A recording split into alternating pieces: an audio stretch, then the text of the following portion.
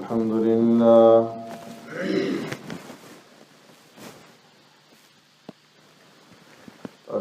لله نحمده ونستعينه ونستغفره ونؤمن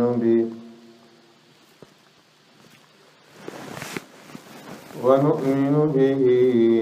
ونتوكل عليه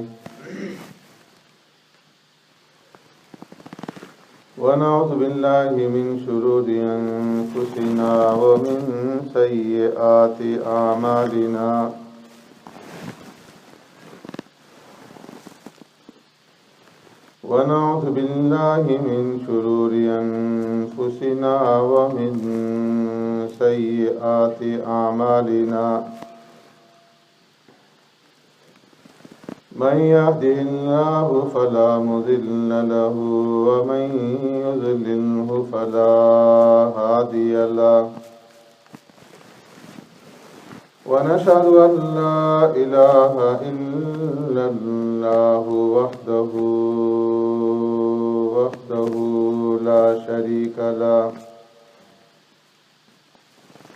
ونشهد أن سيدنا وسندنا ونبينا ومولانا محمدا عبده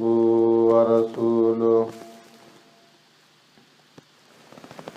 أرسله الله إلى كافة للناس بشيرا ونذيرا وداعيا إلى الله بإذنه وسراجا منيرا أما بعد فقد قال الله تبارك وتعالى في القرآن المجيد والفرقان الحميد فأعوذ بالله من الشيطان الرجيم بسم الله الرحمن الرحيم يسألونك عن الأهلة قل هي مواقيت للناس والحج وليس البر بأن تأتوا البيوت من ظهورها ولكن البر من اتقى وأتوا البيوت من أبوابها واتقوا الله لعلكم تفلحون وقاتلوا في سبيل الله الذين يقاتلونكم ولا تعتدوا إن الله لا يحب المعتدين واقتلوهم حيث ثقفتموهم وأخرجوهم من حيث أخرجوكم والفتنة أشد من القتل ولا تقاتلوهم عند المسجد الحرام حتى يقاتلوكم فيه فإن قاتلوكم فاقتلوهم كذلك جزاء الكافرين فإن انتهوا فإن الله غفور رحيم صدق الله مولانا العظيم يا رب صل وسلم دائما أبدا على حبيبك خير الخلق كلهم هو الحبيب الذي ترجى شفاعته لكل هول من الأهوال مقتحم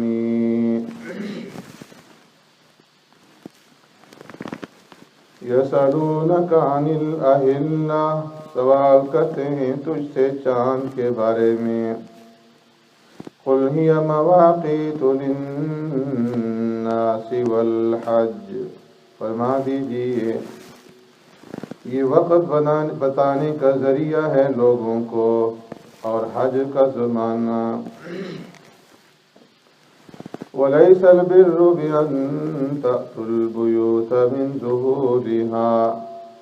اور نیکی یہ نہیں ہے کہ آؤ تم اپنے گھروں میں ان کی پشتوں کی طرف سے، وَلَٰكِنَّ الْبِرَّ مَنِ اتَّقَىٰ، لیکن نیکی یہ ہے کہ جس شخص نے تقوی اختیار کیا، وَأْتُوا الْبُيُوتَ مِنْ أَبْوَابِهَا، اور آؤ گھروں میں ان کے دروازوں کی طرف سے، وَاتَّقُوا اللَّهَ لَعَلَّكُمْ تُفْلِحُونَ، اور ڈرو اللہ سے تاکہ تم فلاح پا جاؤ، وَقَاتِلُوا فِي سَبِيلِ اللَّهِ الَّذِينَ يُقَاتِلُونَكُمْ، اور لڑو اللہ کے راستے میں ان لوگوں سے جو جنگ کریں تم سے، وَلَا تَعْتَدُوا، اور زیادتی نہ کرنا، إِنَّ اللَّهَ لَا يُحِبُّ الْمُعْتَدِينَ، بے شک اللہ تبارک و تعالی نہیں پسند فرماتے زیادتی کرنے والوں کو، وَاقْتُلُوهُمْ حَيْثُ ثَقِفْتُمُوهُمْ، اور قتل کرو انہیں جہاں بھی پاؤ تم انہیں، وَأَخْرِجُوهُمْ مِنْ حَيْثُ أَخْرَجُوكُمْ، اور ہو سکے تو نکالو ان کو جس طرح کے نکالا انہوں نے تمہیں، وَالْفِتْنَةُ أَشَدُّ مِنَ الْقَتْلِ، اور فتنہ برپا کرنا زیادہ سخت ہے قتل سے، وَلَا تُقَاتِلُوهُمْ عِندَ الْمَسْجِدِ الْحَرَامِ، اور نہ قتال کرو ان سے مسجد حرام کے پاس حدود حرم میں،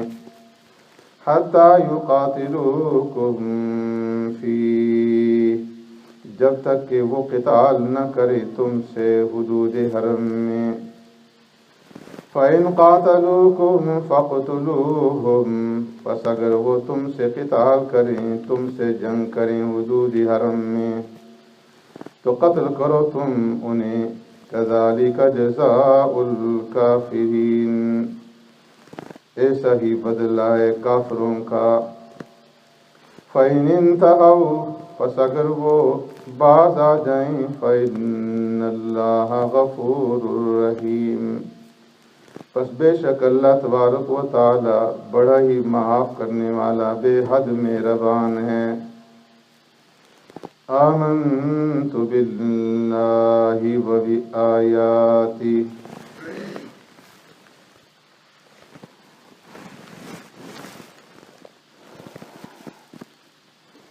حضرات گرامی، گزشتہ جمعہ میں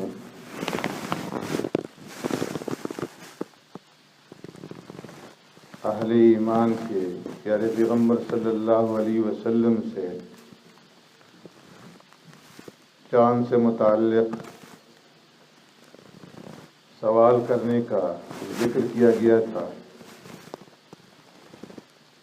کہ حضرت معاذ بن جبل رضی اللہ تعالی عنہ اور بعض دیگر حضرات نے پیارے پیغمبر صلی اللہ علیہ وسلم سے چاند سے متعلق سوال کیا کہ یا رسول اللہ، چاند ابتدا میں چھوٹا سا ہلالی شکل میں ہوتا ہے اور پھر بڑھتے بڑھتے یہ قمر بن جاتا ہے اور پھر جوبن پر پہنچ کر بدر کی شکل اختیار کر لیتا ہے اور پھر گھٹتے گھٹتے اسی صورت کے اوپر آ جاتا ہے جہاں سے اس کی ابتدا ہوئی تھی، ہلالی شکل پھر اختیار کر لیتا ہے اور پھر غائب ہو جاتا ہے۔ تو اس کے اندر کیا حکمت ہے، کیا فائدہ ہے، یا اس کی کیا حقیقت ہے اور کیا اس کی ماہیت ہے؟ تو اس کے جواب میں رب العالمین نے جتنی بات ضروری تھی اتنی بات بتا دی، اور چاند کے گھٹنے اور بڑھنے کے بارے میں اگر یہ سوال تھا کہ اس کی حقیقت کیا ہے، کیوں یہ گھٹتا ہے، کیوں یہ بڑھتا ہے، تو اس کے بارے میں نہیں بتایا، اس لیے کہ اس کا تعلق علوم فلکیات سے ہے، جس تک عام انسان کی ذہنوں کی رسائی نہیں ہوتی۔ اگر اس کے اندر قدیم فلاسفہ اور جدید سائنسدانوں کی تصورات اور علوم ریاضی کی باریکیاں بیان کی جاتی کہ جو سورج کا کرہ ہے، زمین کا کرہ ہے، یہ جسامت کے اندر برابر ہیں، چاند کا کرہ چھوٹا ہے، زمین حرکت کرتی ہے، اور سورج اور چاند کے درمیان میں جب حائل ہو جاتی ہے، چاند چھپ جاتا ہے، اور پھر اس کی جب حرکت ہوتی ہے اور جتنا اس کا حصہ کھلتا جاتا ہے، جتنی روشنی اس کے اوپر پڑتی ہے سورج کی، اتنا حصہ اس کا ظاہر ہوتا ہے۔ جو جو یہ حرکت بڑھتی ہے، ہلالی سے قمر، قمر سے بدر کی شکل اختیار کر لیتا ہے، اور جب زمین درمیان سے ہٹ جاتی ہے پورا چاند ظاہر ہو جاتا ہے۔ تو ان باریکیوں کو اللہ تبارک و تعالیٰ نے بیان نہیں فرمایا، اتنی بات بیان کر دی کہ قل ہی مواقیت للناس والحج، کہ اس چاند کے ذریعے سے لوگوں کو اوقات کے بارے میں، مہینوں کے بارے میں، سالوں کے بارے میں معلوم ہوتا ہے۔ اس کے ذریعے سے وہ اپنا حساب و کتاب کرتے ہیں، اپنے معاملات کرتے ہیں،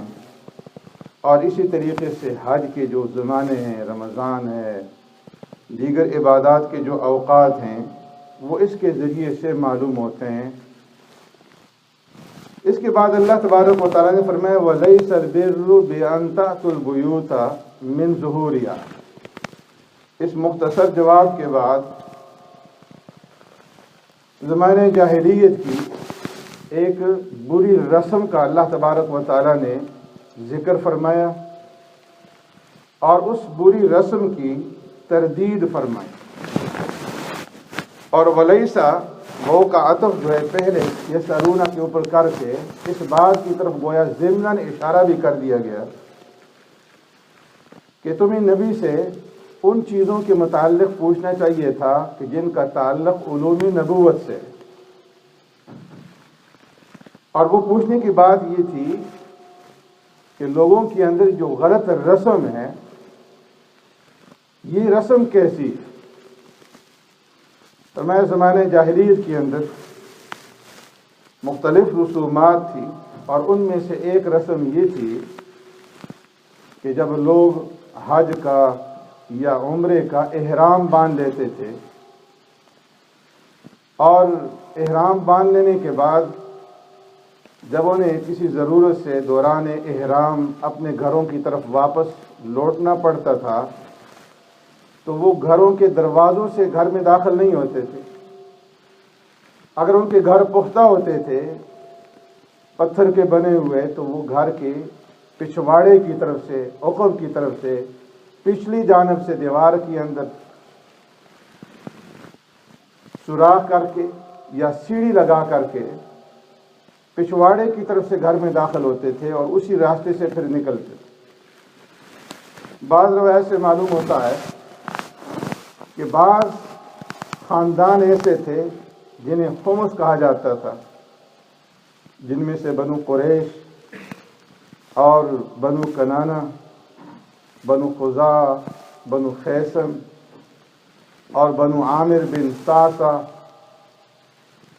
یہ چند خاندان تھے جو خمس کہلاتے تھے۔ اور اس کا مطلب یہ کہ یہ لوگ اپنے دین کے اندر اور اپنے روایات کے اندر انتہائی پختہ ہیں۔ تو یہ جو لوگ تھے بنو قریش وغیرہ، یہ تو احرام کی حالت میں جب واپس آتے اپنے گھروں میں تو دروازوں کی طرف سے گھر میں داخل ہوتے تھے۔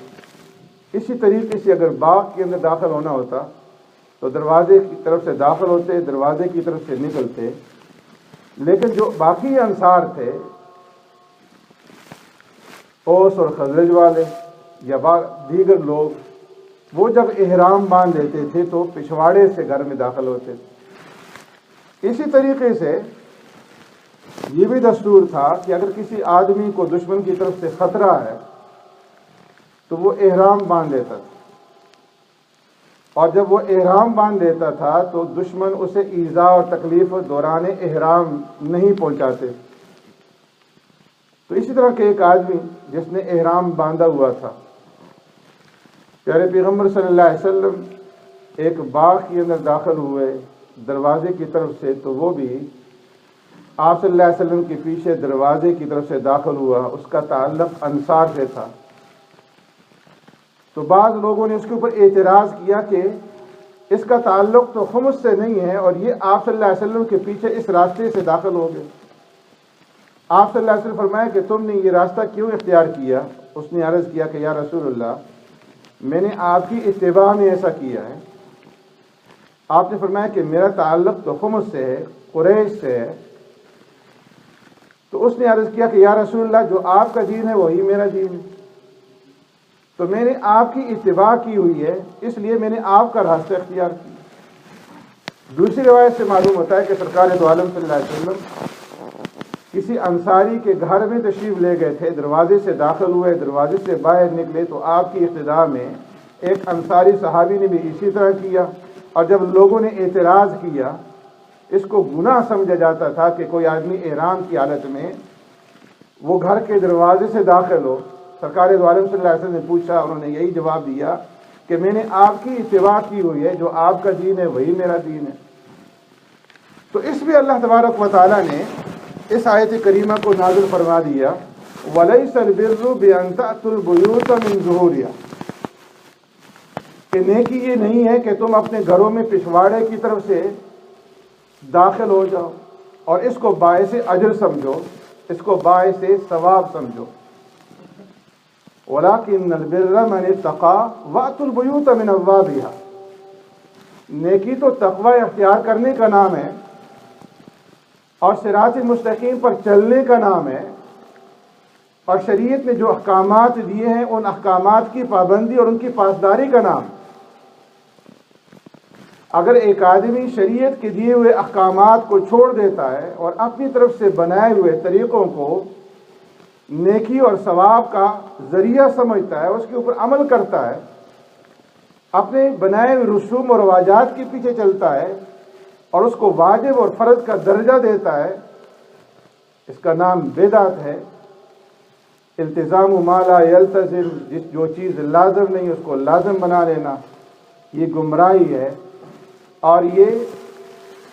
فرمایا کہ ہدایت نہیں ہے۔ جس طرح کہ ان لوگوں نے یہ کیا کہ گھر کے پچھواڑے سے گھر میں داخل ہونے کو عبادت سمجھا، اور گھر کے دروازوں سے گھر میں داخل ہونے کو انہوں نے گناہ کا سبب اور ذریعہ بنایا، حالانکہ شریعت نے گھر کے دروازے سے داخل ہونے کو منع نہیں کیا، اور شریعت نے پچھواڑے سے داخل ہونے کو لازمی قرار نہیں دیا، اس کو عبادت نہیں کہا۔ تو جس چیز کو شریعت نے عبادت نہیں ٹھہرایا، جس کو شریعت نے جائز نہیں کہا، اس کو عبادت سمجھنا، اور جس چیز کو شریعت نے جائز ٹھہرایا ہے اس کو گناہ کا سبب سمجھ لینا، فرمایا کہ یہ نیکی نہیں ہے۔ وَلَيْسَ الْبِرُّ بِأَن تَأْتُوا الْبُيُوتَ مِن ظُهُورِهَا وَلَكِنَّ الْبِرَّ مَنِ اتَّقَىٰ وَأْتُوا الْبُيُوتَ مِنْ أَبْوَابِهَا، نیکی اس چیز کا نام ہے کہ شریعت کے احکامات کی پاسداری کی جائے، اور اللہ نے جو احکامات مقرر کیے ہیں ان احکامات کو پورا کیا جائے، نہ یہ کہ اپنے بنائے ہوئے رسوم اور رواجات کے پیچھے چلا جائے۔ اس لیے فرمایا وَأْتُوا الْبُيُوتَ مِنْ أَبْوَابِهَا، پچھواڑوں سے گھروں کے اندر داخل مت ہو، بلکہ گھروں کے دروازے سے اور باغات کے دروازے سے، باغوں کے اندر گھروں کے دروازے سے گھروں کے اندر داخل ہو، وَاتَّقُوا اللَّهَ، اور تقوی اختیار کرو، شریعت کے احکامات کی پاسداری کرو، لَعَلَّكُمْ تُفْلِحُونَ، تاکہ تم کامیاب ہو جاؤ۔ تمہاری کامیابی صرف اور صرف شریعت کے احکامات کی پاسداری کے اندر ہے، اور اس سے ہٹ کر کے اپنے بنائے ہوئے اصولوں اور طریقوں اور رسوم اور رواجات کی پابندی کرنے کے اندر تمہارے لیے کوئی کامیابی نہیں ہے، بلکہ اس کے اندر نری ضلالت اور گمراہی ہے۔ وقاتلوا فی سبیل اللہ الذین یقاتلونکم ولا تعتدوا۔ اب اس آیت کریمہ سے اللہ تبارک و تعالیٰ نے ایک اور حکم بیان فرمایا جو حکم جہاد کہلاتا ہے، اور اس کا شان نزول اور اس کے بعد کی جو 2-3 آیات ہیں ان سب کا شان نزول یہ ہے کہ پیارے پیغمبر صلی اللہ علیہ وسلم نے ہجری 6 کے اندر عمرے کا ارادہ فرمایا، اور عمرے کے ارادے سے سرکار دو عالم صلی اللہ علیہ وسلم مسلمانوں کی ایک جماعت کے ساتھ مدینہ منورہ سے چلے، اور حدیبیہ کے مقام پر مشرکین مکہ نے مسلمانوں کو روک لیا، اور بہت لمبی لے دے کے بعد اس بات کے اوپر فیصلہ ہوا، کچھ شرائط طے کی گئی۔ ان شرائط میں سے ایک شرط یہ تھی کہ اس سال مسلمان عمرہ نہیں کریں گے، اس سال مسلمان اسی طرح واپس لوٹ جائیں گے، اور آئندہ سال ان کو عمرہ کرنے کی اجازت ہوگی، اور 3 دن کے لیے وہ حرم کے اندر داخل ہو سکیں گے، 3 دن سے زیادہ نہیں ٹھہر سکیں گے۔ تو صلح حدیبیہ ہوا مسلمانوں کے درمیان میں اور مشرکین کے درمیان میں۔ پیارے پیغمبر صلی اللہ علیہ وسلم اور صحابہ اکرام واپس لوٹ گئے اس سال، اور آئندہ سال ہجری 7 میں جب عمرہ قضاء کی نیت سے واپس تشریف لے جانے لگے تو یہ جو صلح حدیبیہ ہوا تھا یہ ذی قعدہ کے مہینے میں ہوا، اور ذی قعدہ 4 مہینے، ان عدۃ الشہور عند اللہ 12 شہرا فی کتاب اللہ یوم خلق السماوات والارض منها 4 حرم، 12 مہینے ہیں، اور 12 مہینوں میں سے 4 مہینے جو ہے وہ حرمت والے مہینے، اور ان حرمت والے مہینوں میں قتال کرنے کی اجازت نہیں، قتال کرنا حرام۔ ان حرمت والے 4 مہینوں میں ذی قعدہ، ذی الحجہ، محرم اور رجب کے 4 مہینے تھے۔ تو مسلمان عمرہ کی قضاء کے لیے جب مدینہ سے چلے تو ذی قعدہ کا مہینہ تھا۔ اب مسلمانوں کے دلوں کے اندر اس بات کا خیال پیدا ہوا کہ مشرکین کے اوپر کوئی بھروسہ نہیں ہے، گزشتہ سال انہوں نے ہمیں عمرہ کرنے نہیں چھوڑا، اگر اس سال بھی وہ آڑے آ گئے، انہوں نے رکاوٹ ڈال دی اور ہمارے ساتھ لڑنا شروع کر دیا، ہمیں روکنا زبردستی شروع کر دیا، تو ہم کیا کریں گے؟ اس لیے کہ یہ تو حرمت والا مہینہ ہے، ذی قعدہ کا مہینہ ہے، اور اس میں قتال کی اجازت نہیں ہے۔ تو جب مسلمانوں کے دل کے اندر یہ خیال پیدا ہوا کہ اگر وہ لوگ ہم سے لڑیں گے، ہمیں تو لڑنے کی اجازت نہیں، تو کیا ہوگا؟ تو اس لیے اللہ تبارک و تعالیٰ نے اجازت دے دی، وَقَاتِلُوا فِي سَبِيلِ اللَّهِ الَّذِينَ يُقَاتِلُونَكُمْ، کہ جو لوگ تم سے لڑیں تو تم بھی جواب میں ان کے ساتھ تمہیں اجازت ہے قتال کرنے کی۔ اس سے پہلے مسلمانوں کو کفار کے ساتھ قتال کی اجازت نہیں تھی۔ 2 لفظ ہیں، ایک ہے جہاد اور ایک ہے قتال۔ جو جہاد کا لفظ ہے یہ عام، اس کا اطلاق جو ہے اس کے اندر عمومیت پائی جاتی ہے، بہت ساری چیزوں کے اوپر اس کا اطلاق ہوتا ہے، ظاہری دشمن سے، باطنی دشمن سے مقابلہ کرنا اور امن قائم کرنا۔ پیارے پیغمبر صلی اللہ علیہ وسلم نے ارشاد فرمایا، قاتل المشرکین وجاہدوا باموالہم وانفسہم والسنتہم، کہ مشرکین کے ساتھ جہاد کرو، اپنی جانوں کے ذریعے سے بھی، اپنے مالوں کے ذریعے سے بھی، اور اپنی زبان کے ذریعے سے۔ جان کے ذریعے سے جہاد کرنا ظاہر ہے، ہر ایک انسان سمجھتا ہے کہ اللہ کے راستے میں لڑتے ہوئے اپنی جان کی قربانی دے دینا، جام شہادت نوش کر لینا۔ مال کے ذریعے سے جہاد کرنا یہ ہے کہ جو مجاہدین ہیں ان کو ہتھیار مہیا کرنا، مالی سپورٹ کرنا، اور ان کے لیے جو سامان زاد راہ ہے اور سواریاں ہیں وہ مہیا کرنا، اور اللہ کا راستے میں اپنے مال کو صرف کرنا، یہ مال کے ذریعے سے جہاد ہے۔ وَأَلْسِنَتِهِمْ، اور فرمایا کہ زبانوں کے ذریعے سے بھی جہاد کرو مشرکین کے خلاف، کفار کے خلاف، اور زبانوں سے جہاد فرمایا کہ اس کے اندر بہت ساری صورتیں ہیں، دعوت اور تبلیغ ہے، وعظ و نصیحت ہے، مناظرہ ہے، اور بحث و تکرار ہے، تالیف اور تصنیف ہے کہ کتابیں لکھی جائیں، رسالے لکھے جائیں جس کے اندر یہ احکامات بیان کیے جائیں، لوگوں کو اس کی تعلیم دی جائے۔ سرکار دو عالم صلی اللہ علیہ وسلم نے ارشاد فرمایا یؤذن مداد العلماء بدم الشہداء یوم القیامہ، قیامت کے دن علماء کی کتابیں لکھنے کی جو سیاہی ہوگی اس کا شہداء کے خون کے ساتھ وزن کیا جائے گا، اور جو شہداء کی خون کی قیمت ہے فرمایا کہ اس کے برابر اس سیاہی کا وزن ہوگا کہ جس کے ذریعے سے وہ تالیف اور تصانیف کرتے ہیں۔ تو فرمایا یہ ساری کی ساری صورتیں جو ہیں جہاد باللسان کے اندر داخل ہیں۔ تو اللہ تبارک و تعالیٰ نے دو صورتیں رکھی ہیں کہ جہاد ہے اور ایک ہے قتال، اور فرمایا کہ پھر اس کی دو صورتیں ہیں، ایک ہے دفاعی جہاد اور ایک ہے اقدامی جہاد۔ ایک تو وہ جہاد ہے کہ جب کوئی دشمن مسلمانوں کے اوپر حملہ کرے تو وہ دفاع میں جہاد کریں، ان کے ساتھ قتال کریں، جنگ کریں۔ ایک ہے اقدامی جہاد کہ خود آگے بڑھ کر کے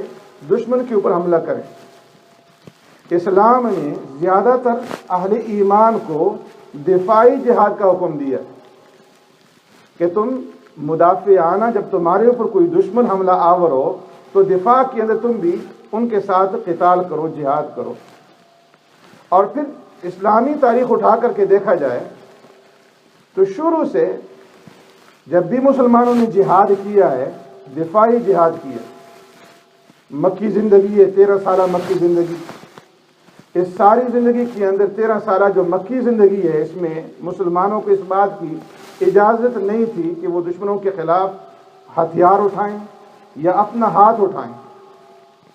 بلکہ اس پورے عرصے کے اندر رب العالمین کی طرف سے بار بار مسلمانوں کو اس بات کی تاکید کی جاتی رہی کہ تم صبر کرو، وَكُفُّوا أَيْدِيَكُمْ، اپنے ہاتھوں کو روکے رکھو اور دشمنوں کے خلاف ہتھیار مت اٹھاؤ اور اپنا ہاتھ مت اٹھاؤ، بلکہ عبادات کے اندر لگے رہو، صبر سے کام لو، اپنی جمعیت کو بڑھاؤ۔ ان کی طرف سے مظالم برپا کیے گئے مسلمانوں کے اوپر، اور حد سے زیادہ مظالم ڈھائے گئے، یہاں تک کہ مسلمانوں کو ہجرت پر مجبور کیا گیا، اور مسلمان جو ہے حبشہ کی طرف ہجرت کر کے تشریف لے گئے، وہاں پر بھی پہنچ گئے، مدینہ کی طرف ہجرت کی، وہاں بھی پیچھا نہ چھوڑا، وہاں تک بھی پہنچ۔ لیکن جب ہجرت کر کے سرکار دو عالم صلی اللہ علیہ وسلم مدینہ منورہ تشریف لے گئے اور مسلمانوں کی طاقت اور جمعیت کے اندر اضافہ ہوا، تو اس کے بعد پھر اللہ تبارک و تعالیٰ نے اجازت دے دی اذن للذین یقاتلون بانہم ظلموا وان اللہ علی نصرہم لقدیر، کہ اب جو لوگ تمہارے اوپر ظلم کرتے ہیں تو تم ان کے ساتھ جہاد کرو، تمہیں جہاد کرنے کی اجازت ہے، اور اللہ رب العزت تمہاری مدد فرمائیں گے کہ وہ مدد کرنے کے اوپر قادر ہے۔ تو فرمایا مفسرین نے کہ یہ پہلی آیت ہے وَقَاتِلُوا فِي سَبِيلِ اللَّهِ الَّذِينَ يُقَاتِلُونَكُمْ، کہ تم اللہ کے راستے میں قتال کرو، جہاد کرو ان لوگوں کے ساتھ کہ جو تمہارے ساتھ جہاد کرتے ہیں۔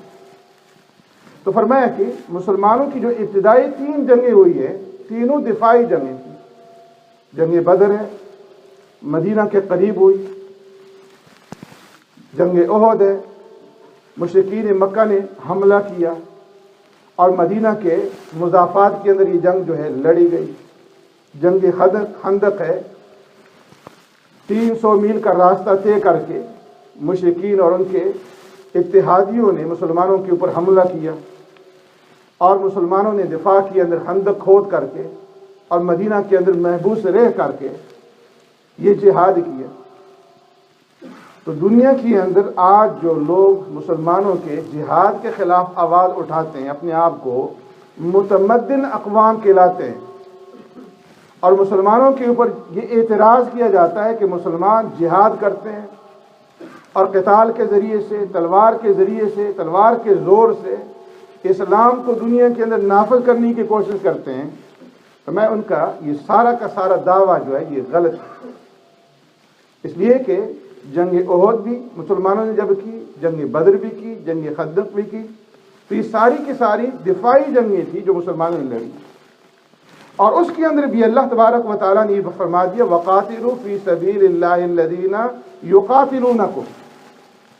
کہ تم قتال کرو ان لوگوں سے جو تمہارے ساتھ قتال کریں، یعنی دفاع کے اندر تم قتال کرو، اور پھر قتال بھی کن کے ساتھ کرو؟ جو تم سے لڑیں۔ سرکار دو عالم صلی اللہ علیہ وسلم نے تفصیلات بیان فرما دی کہ دیکھو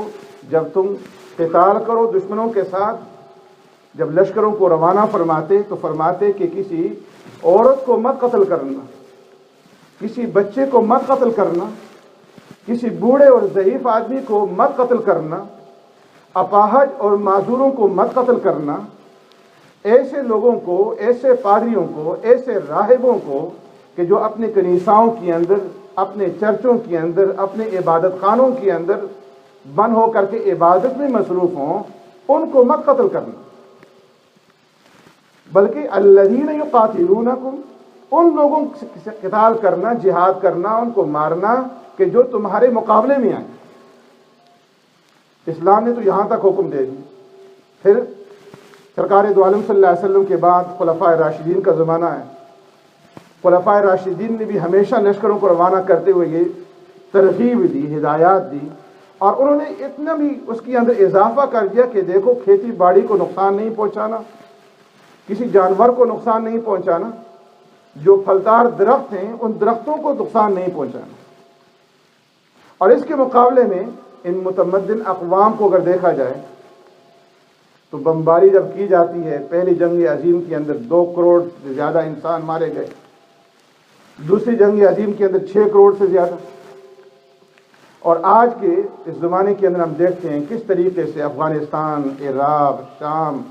اور دیگر ممالک کے اندر جب وہ بمباری کی جاتی ہے تو کوئی لحاظ نہیں ہوتا، عورتوں کا، بچوں کا، بستی کی بستیاں اور شہر کے شہر اجاڑ دیے جاتے ہیں، اسپتالوں کے اوپر بمباری ہوتی ہے، اور پھر الزام دیا جاتا ہے مسلمانوں کو۔ تو فرمایا کہ اسلام نے تو ہر ایک چیز کے اندر حدود مقرر کر رکھی ہیں۔ سبحانک اللہم و بحمدک، نشہد ان لا الہ الا انت، نستغفرک۔